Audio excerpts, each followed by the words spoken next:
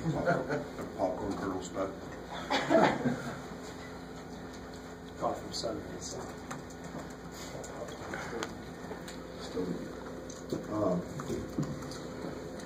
Well, the sun did come up Monday morning. It was tough, tough couple days, to be very honest.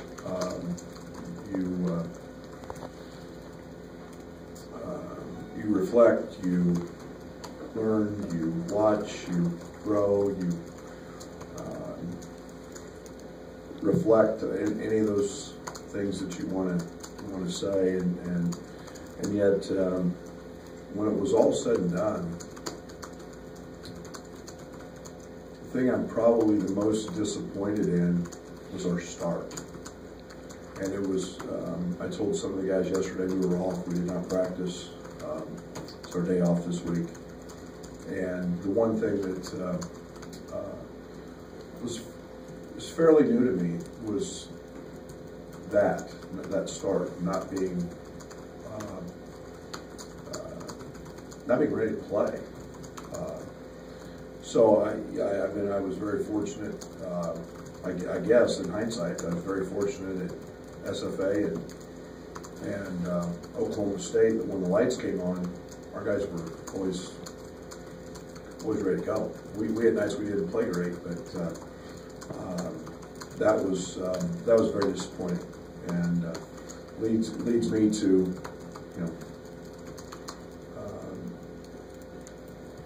I've got to do a better job there. I got to make sure our guys know that there's a game ready to play when we throw it up. So I'm proud of the fight.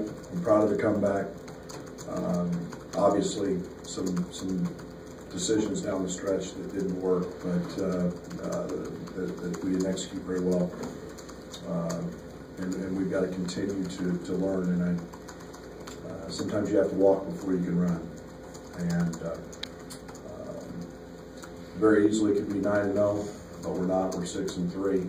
And along with that, we've got to grow and continue to improve, and that will be the task today. As we got a very good Austin Peay team coming in, a guy that I know you'll see a lot of similarities, and I think we're 8th in the country in turnovers forced, or somewhere close to that, maybe 10th, somewhere in there. They're ahead of us. They play the same kind of defense. They're extremely physical. They don't have tremendous size, but they've got defensive end looking type guys. I think they're 1 or 2 in the country in field goal percentage for 2-point baskets. They get the ball to their bigs. They do a great job of that. And with the exception of their Virginia game and their opener, this has been a team that's been right there in a lot of games. And Matt does an unbelievable job. They're playing extremely hard, and I would not expect anything else from them tomorrow.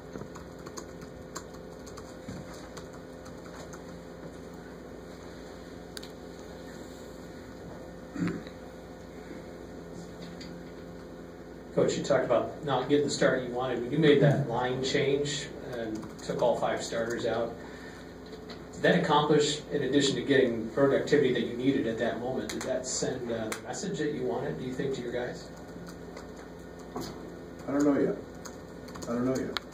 I wasn't very happy with that group at different points in the Northwestern game. We were minus 22 in the plus-minus in the Northwestern game. And I tried to say, okay, it's just kind of a, we'll stick with it, see if that was just a fluke. But I don't know if it had as much to do with who was on the court as it was to our mental approach to the game. And then I was really proud of that line change. I was really proud of that group. Greg had not seen a ton of minutes, and he was flying around. He looked like an athlete that belonged in that game, and Trent just kind of morphed himself into the game and was tremendous. And you can't say nothing about AJ and DeMonte. Those guys have been there all year, so it worked. And as I made the comment, they got tired and we had to sub, and it was close at one point, and then they blew it right back up. Coach, when you said you were minus 22, you mean individually? You don't mean as that unit? That unit combined together with throughout the game, when they were on the floor together, was a minus 22. We overcame that with other lineups and so on and so forth. And it's kind of an NBA stat that we use a lot. Derek spends a lot of time doing that, and we produce that after every game with every lineup that's in the game. So it's somewhere in that ballpark. Brad, I know you've been singing the praises of Aaron Jordan so far this season. Talk a little bit about what he's done for you guys through the first 9 games, and if this translates into any more playing time from here on out. Well, I think we're getting about 20 minutes a game from him in terms of that. I think there's, I think we're getting.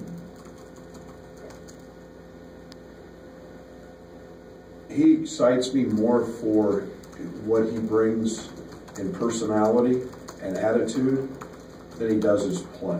And his play is tremendous. And the one thing that I'm going to quit doing is I was making a lot of offensive defensive substitutions with him. I'm not doing that anymore. Or as frequently. The only thing could be a matchup, but I got to leave him on the court more. I think that there's a lot of similarities to what he's going through, what Jeffrey Carroll went through last year. And you start looking at Jeff's minutes, and Jeff's minutes were 21 or 22. I'd rather have fewer minutes and tremendous productivity than more minutes and less productivity.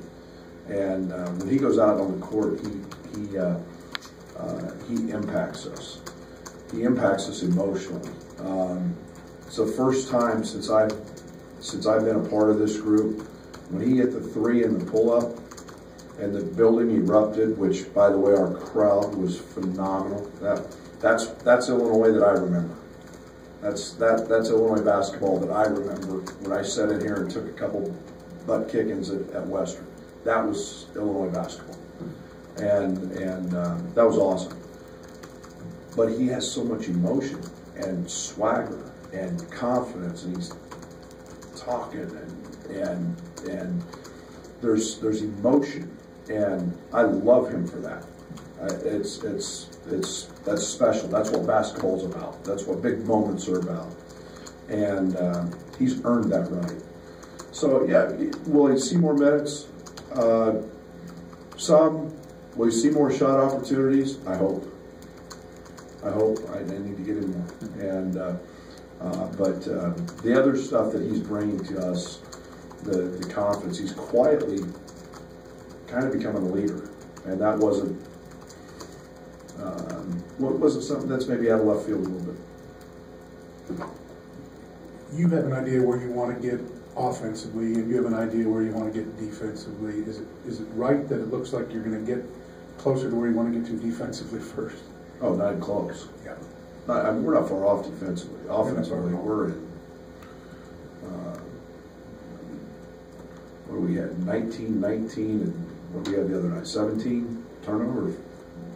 I mean, we're offensively. You can't commit those mistakes and beat those type of people. And yet, defensively, because we have been doing some good things, we're able to be in games and should have won them. To be very honest, because of what we're doing defensively. We're overcoming sloppiness on the offensive end, and that's something we got to continue to work with. Against Northwestern, Tijon had a good game. You talked about it. Wasn't as effective the next night, and so you plugged Trent in, and Trent was effective. Do you see yourself doing that back and forth? Does that bother you to do that back and forth? What's your feelings about that? Well, it sure doesn't bother me, because I'm going to put whoever's the best player on the court. I just hope they don't ever have a bad night together. I think that's one of the things we try to build for, is when one guy doesn't have his stuff or gets in foul trouble, that there's another guy ready to go. Trent's been exceptional. Not good. He's been exceptional in practice. At times been as good as anybody we have. in practice, in terms of dominating practices with his speed. His shiftiness, his speed changed the momentum of that game. I mean, just look how many easy baskets he had, just with speed. And is it there every night? It's not there every night. Opponents won't allow some of that stuff. Again, the one thing I keep saying with Trent is defensively. When he's dialed in and locked in, he's a gnat. He's effective, and I thought he was pretty effective. The one thing that goes unnoticed about the other night was the job Mark Holstorff did defensively in the second half. I mean, Cowan's a good player. Cowan's probably as fast and as athletic as any kid we've faced and may face. So the overtime, I mean, he shut him down, and he was screaming at me in the timeouts in the first half to get on him. And he did a great job in the second half. It may take you back to Aaron a little more, just as maybe perceptions have changed in basketball, where guys are maybe expected to come in right away and produce. Is it maybe not so crazy that a guy in his junior year is having a breakthrough like this? It's the way it used to be. You used to wait, and you kind of, the pecking order was, okay, and let's go back. I mean, Malcolm was a guy, I don't know, what was he, third leading scorer in the school's history. Kind of waited his turn. They're kind of the same position. And, it's a credit to him, persevered through adversity. I mean, it's 1 point a game last year. 1 point. And you make one field goal, that's 2 points. So that's 2 games. And it's just, to me, it's sensational what he's doing. It speaks volumes to his character. It speaks volumes to his work ethic. And that's why it means so much to me, is I know how frustrating that can be and how abnormal that is today. To deal with some adversity, to deal with some speed bumps, and now to get rewarded on the back end because you've worked hard, you've kept your nose to the grindstone, you've done it the right way, and voila, look, he's leading America in three-point field goal shooting. Right, back here in the back. In a day and age when we all want things really quick, how difficult is it for you to take a step back and realize the process and the culture and where you guys are at? By nature, I'm really impatient. It's one of my very, very big character flaws. One of probably many if you talk to my wife, but I think one of my better traits is that I understand the process, and I don't look backwards. I keep looking forward, and I try to take it and keep it as simple as I can possibly do, and that's day by day. Not get ahead of what the moment is, not get ahead of our games. I think that's helped me. I know it helped me a great deal last year. And when we were on the other end of it, winning a lot, it's really helped me. So I understand the process. I understand that, freshmen are freshmen. I understand that we haven't had anybody really on that court in those moments and be counted on. I mean, you guys know probably better than I. I mean, I didn't watch any. I mean, who was on the court last year, late game situations, trying to make plays and being counted on to make plays. So it's a process. That's frustrating at times, but I also know it has to happen, and you have to learn from that. And when I sing DeMonte's praises, you know how long it's been since he played a game? In his junior year, he didn't play his senior year, and to come in and do what he's doing in college, that's impressive. To see what AJ's going through, that's impressive. LaRon now turning into the guy, and stepping into that role. That stuff impresses me a lot. Do we have to get better at certain things? Absolutely. Will we? Absolutely. We can control some of those things. The start of a game, that's a problem. Talking about DeMonte, it seemed like we saw kind of like a new type of aggressiveness from him on the offensive end. Was that something that you had seen him Finally. Out of practice that week? Finally. Monte's a good offensive player. And he's a guy that we need him to be an aggressive player on that end, not a guy that's just a facilitator, so to speak. And DeMonte's now latched on to AJ and in every morning getting shots. And there's a nice trend going between those two. And it's nice to see, but we need DeMonte to be assertive, and you saw up and under that most post people wish they had. He's the one that got us going in that game when he checked in offensively. Go ahead. Okay. Question about LeBron. He makes a lot of difficult shots, and I'm curious the progress he's had working with Orlando.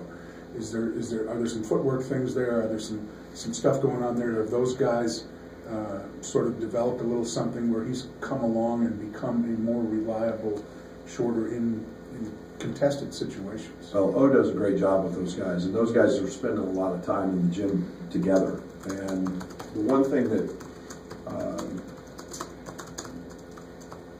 LeBron might lack in size and height, but he's done it his whole life, and he's figured out how to get his shot off. And you notice he shoots some fadeaway stuff, but he gets it very high. He's got a quick release with it up there. The one thing we would like to see LeBron do is get to the foul line more. I think he can be a guy that should be 6, 8 or more free throws a night, but they spend a lot of time together, and LeBron's got the ability to step out and shoot a three, and we've got to utilize him in all those situations based on matchup, and that's something that I think as the season expands, and our offense expands, you'll see him based on matchup be in a lot of different places. You were talking about Trent's speed to the basket. There was one basket that he got the other night where 12,000 people thought he got it, and 2 people didn't. It was 3 people didn't. You had a conversation with Terry Oglesby, kind of heated conversation after that. Did he apologize for not making that call? It's the rule. They missed it, and it's the rule. And it's I don't like the rule. I've talked with everybody I can talk to about it. Whatever happens with the officials, it's the rule. They've got their hands cuffed. It's a non-reviewable play on a dead ball situation. And we review everything else in this day and age, but that is one that we don't. And it's unfortunately impacted us twice in rather dramatic fashion. And I just, I think it's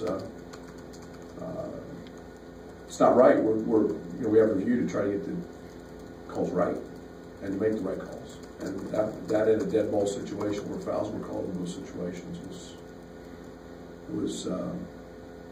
so it's not their fault.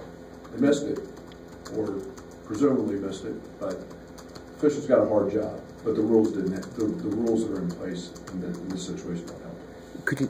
I'm a little bit slow. Could you explain the difference between the thing at Wake Forest and the thing that happened the other night? Why one was reviewable and the other wasn't?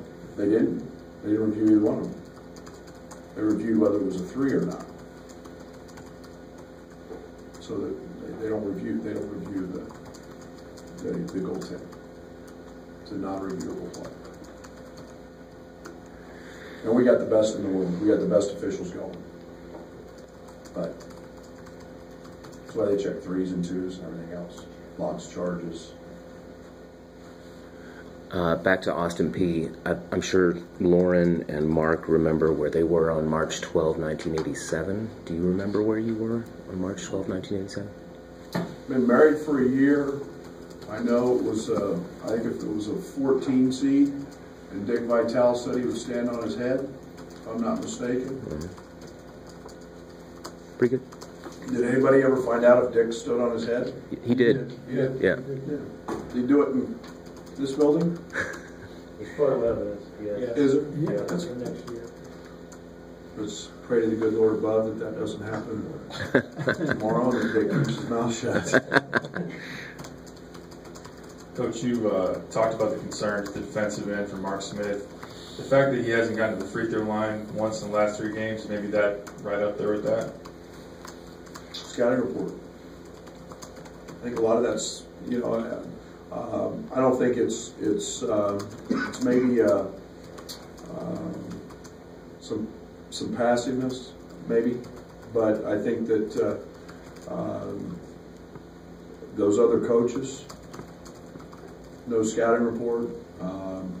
You know, I think that Mark's shocked sometimes to see how open he is, and when you look at his, you know, I told Mark yesterday he's got to shoot it better. I think he's 4 of 29 from the 3 on the year, close to that. They're taking away the drive and forcing him to shoot that shot. He's a very, very good shooter. He knocks him down in practice. He's done it in high school. You've got to find that rhythm, find that confidence, and when he does that, it'll expand his game again. Now there's enough material out there that a lot of people are on synergy and scouting reports and doing that. I don't worry about Mark. Mark's the last guy that I worry about, especially on the offensive end. He's a young man that's spent a lot of time in the office yesterday, and he cares. He's got tremendous pride. He's dialed into the opponent and what he's got to do better, and he's the last guy that I worry about, especially offensively. Coach, back to officiating for a moment. Aside from the rules changes that are in place this year, are you noticing anything different about, or you and other coaches seeing anything different about how the game's officiated? No, I think it's I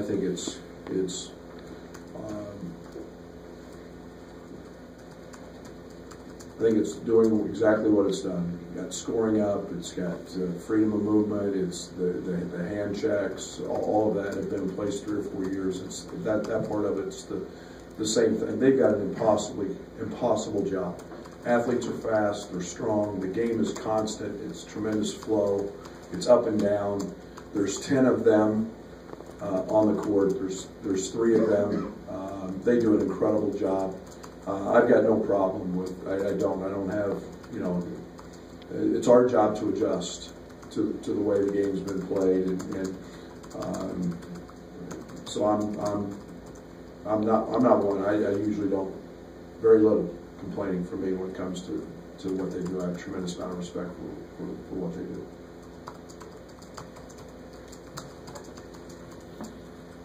Coach, you made the comparisons between AJ and Jeffrey Carroll. From a speed standpoint and open court, you see Trent and Juwan at all?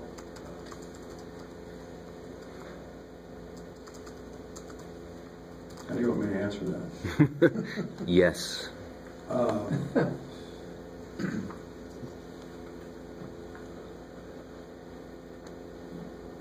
I've never thought about them like that. I mean, I know, I mean, Juwan's a pro. Juwan's playing, I don't know, he played 18 minutes the other night in the NBA. Their games are really different. They're the only thing that's somewhat comparable and would be size. I mean, you're talking about, you know, Juwan is elite ball handler. Elite in ball screens. He was arguably the best in the country last year. You could not guard him in a ball screen. Trent's an exceptional shooter. Trent's faster. So I've never looked at him that way, other than they play the same type of position. I've always considered Trent more of a Isaiah Thomas type guy that can really score it and get going. And you know, I mean, Juwan could score. Juwan is arguably to this day the best passer I've ever been around. Exceptional passer. So their games are different, even though they play the same position. How do you feel like you guys have been improving against zone defenses? I mean, I think there was a segment the other night, there was 11 possessions of zone. And when we have enough patience and maturity to get the ball to the spots we want to get it to, we're really, really good. I think 8 of those possessions, we took threes, and the ball never got to the short corner and never got to the high post. And it's forced me to continue to run plays to get the ball there, because we're not doing it enough. But I like where we're at. I like what we're doing most of the time against zones, and we were good enough the other night against them. They got out of it. So, you know, I think the numbers show we're pretty doggone good. You know, 1.2, 1.3 points per possession against zone. But we sometimes rush and we get 3 crazy, which is, you know, we got to be more patient than that. Thank you.